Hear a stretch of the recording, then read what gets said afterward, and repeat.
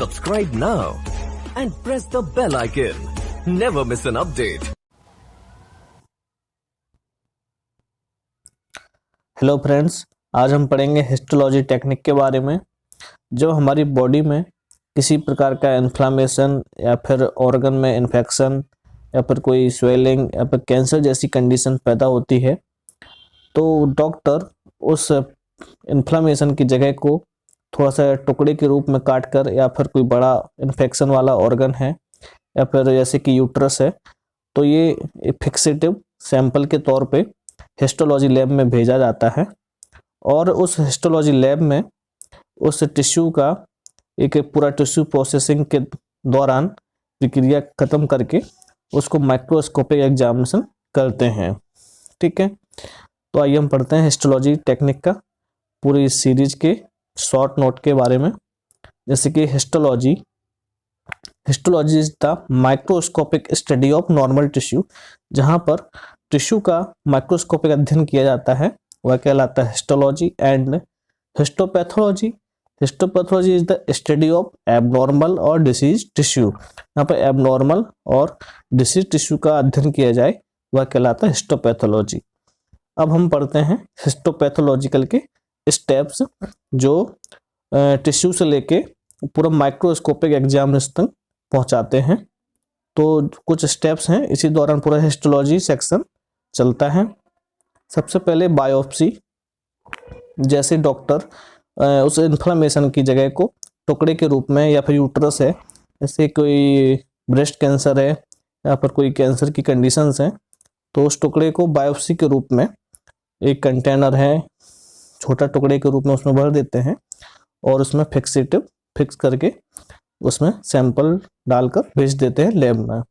ठीक है, तो सबसे पहले वो बायोप्सी यानी जीवित इंसान का कोई टुकड़ा या फिर ऑर्गन उसका जांच करने के लिए, एग्जामिनेशन करने के लिए लैब में आता है, तो उसे हम बोलते हैं बायोप्सी। फिर इसी तरह होता है ऑटोप्सी, यानी मृत व्यक्ति की सेल्स का अध्ययन करना हो तो उसे बोलते हैं ऑटोप्सी। नेक्स्ट हमारा स्टेप है receiving sample and registration specimen. जब यह बायोप्सी सैंपल लैब में आता है तो सबसे पहले हमें उसको सैंपल को रिसीव करना है और उसका रजिस्ट्रेशन हमें करना रहता है रजिस्टर में हिस्टोलॉजी लैब में। तो जो सैंपल है और TRF फॉर्म होता है, हमें दोनों मैच करना है कि सैंपल है कि नहीं है, उसका प्रॉपर तरीके से फॉर्म भरा है कि नहीं। उस तरह से मैं इसको receiving sample and registration specimen step होता है। उसके बाद नेक्स्ट हमारा फिक्सेशन। उसमें देखेंगे कि उस सैंपल में फिक्सेटिव रीजेंट प्रेजेंट है कि नहीं है। अगर नहीं है तो उसका फिक्सेटिव फॉर्मेलिन 10% फॉर्मेलिन यूज किया जाता है, वो चेंज करेंगे प्रॉपर तरीके से। वो हमारा स्टेप चलता है फिक्सेशन में। नेक्स्ट हमारा ग्रॉसिंग। उसके बाद उस टुकड़े को फिक्सेशन के बाद उस टुकड़े को हम ग्रॉसिंग के लिए तैयार करते हैं। डॉक्टर्स और टेक्नीशियन दोनों मिलकर और उस टिश्यू का ग्रॉसिंग करते हैं और टुकड़े को छोटे छोटे रूप में टुकड़े में काट कर आगे की टिश्यू प्रोसेसिंग के लिए उसको तैयार करते हैं, उसको बोलते हैं ग्रॉसिंग। और नेक्स्ट हमारा डिकैल्सिफिकेशन।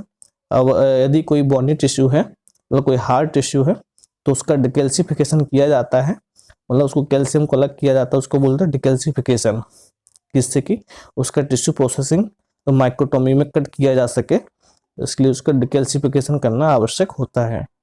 नेक्स्ट हमारा टिश्यू प्रोसेसिंग। टिश्यू प्रोसेसिंग में 4 प्रकार के स्टेप रहते हैं: फिक्सेशन, डिहाइड्रेशन, क्लीनिंग एंड इम्प्रेग्नेशन।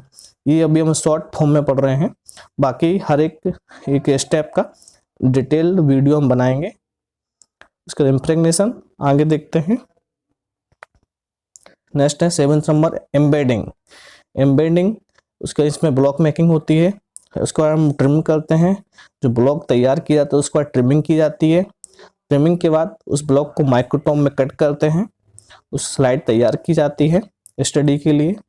उसके बाद उसको डीपैराफाइनेशन किया जाता है और डीपैराफाइनेशन के बाद उसको स्टैंडिंग के लिए स्लाइड तैयार हो जाती है। और स्टैंड करने के बाद उसको हम माउंट करते हैं। माउंट करने के बाद हम उसका माइक्रोस्कोपिक अध्ययन करते हैं और उसका रिजल्ट आने के बाद, माइक्रोस्कोपी होने के बाद उसका ब्लॉक एंड फॉर्म को फाइलिंग स्टोरेज करके रखना पड़ता है। स्लाइड एंड ब्लॉक को वो कभी लगभग ये 10 साल तक इसको हमको रखना पड़ता है स्टोर करके। ये देखते हैं, ये हमारा ग्रॉसिंग सेक्शन है। ये यहाँ पर ग्रॉसिंग की जाती है टिश्यू का, छोटे छोटे टुकड़ों में जो कैसेट रहती हैं उसमें रखकर आगे टिश्यू प्रोसेसिंग के लिए स्टेप तैयार किया जाता है। यहाँ से यह ग्रॉसिंग सेक्शन, ये हमारा ग्रॉसिंग हो रहा है।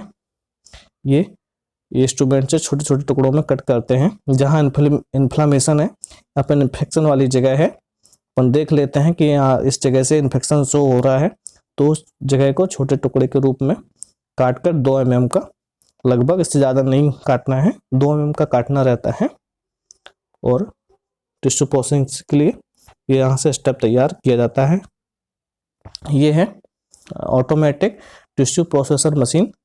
ये 24 घंटे नहीं 12 घंटे की टिश्यू प्रोसेसिंग होती है, ठीक है। ये है मैनुअल, जहाँ ये फुली ऑटोमेटिक नहीं होता है, वो हम मैनुअल करते हैं। जैसे ये है डिहाइड्रेशन, ठीक है। उसके बाद ये xylene clearing and paraffin wax impregnation and infiltration, इस तरह से जार को भी करना पड़ता है। इस प्रकार हमारे ये ब्लॉक तैयार किए जाते हैं एम्बेडिंग में। आगे हम इसका डिटेल वीडियो बनाएंगे सभी सेक्शन का। ये हमारे माइक्रोटोमी है, इसमें ब्लॉक को कट करके, ट्रे में कट करके स्लाइड तैयार की जाती है। उसके बाद हम हीमोटॉक्सिन एंड यूसन का इस्तेमाल करते हैं स्टैनिंग के लिए, ठीक है। और बाकी का हम सबका अलग अलग सेपरेट वीडियो बनाएंगे। Thank you so much.